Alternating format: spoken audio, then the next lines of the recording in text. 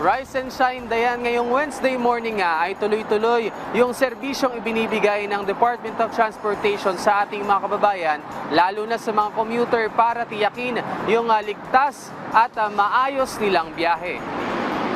Dumating na sa bansa ang ikatlong 8-car electric multiple unit train set para sa North-South Commuter Railway o NSCR Malolos-Tutuban segment na kasalukuyang sumasailalim sa importation process ng Bureau of Customs na nakatakda namang dalhin sa Valenzuela City.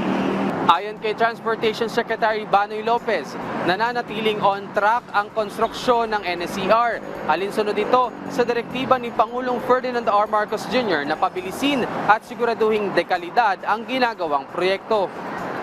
Galing sa Japan Transport Engineering Company at Sumitomo Corporation ang dumating na train set, habang dadating naman ngayong Oktubre ang isa pang train set. Target namang masimula ng partial operation ng NSCR sa rutang Valenzuela hanggang Malolos, Bulacan sa 4th quarter ng 2027. Ang 147-kilometer NSCR system ay mayroong 35 istasyon na magdurugtong sa Central Luzon, Metro Manila at Calabarzon.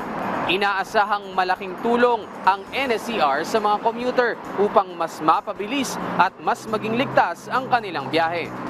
Samantala, dahil Miyerkules na naman, tuloy-tuloy ngayong araw ang libreng sakay para sa mga national ID holders simula alas 7 ng umaga hanggang alas 9 ng umaga at alas 5 ng hapon hanggang alas 7 ng gabi.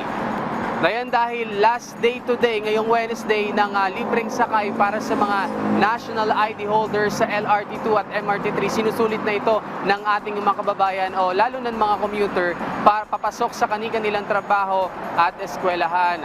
Traffic update naman tayo, Dayan, dito sa may Kamuning Station sa kaba ng EDSA. Yung mga nanggagaling sa Cubao papuntang Monumento, tuloy-tuloy naman sa mga oras na ito yung daloy ng sasakyan. Samantala, paalala naman para sa ating mga motorista, ngayong araw ng Miyerkules, bawal po mga plaka nagtatapos sa numerong 5 at 6 simula alas 7 ng umaga hanggang alas 10 ng umaga at alas 5 ng hapon hanggang alas 8 ng gabi. Yan muna ang update mula rito sa Kamuning Station. Balik sa inyo sa studio, Dayan. Maraming salamat, J.M. Thompson.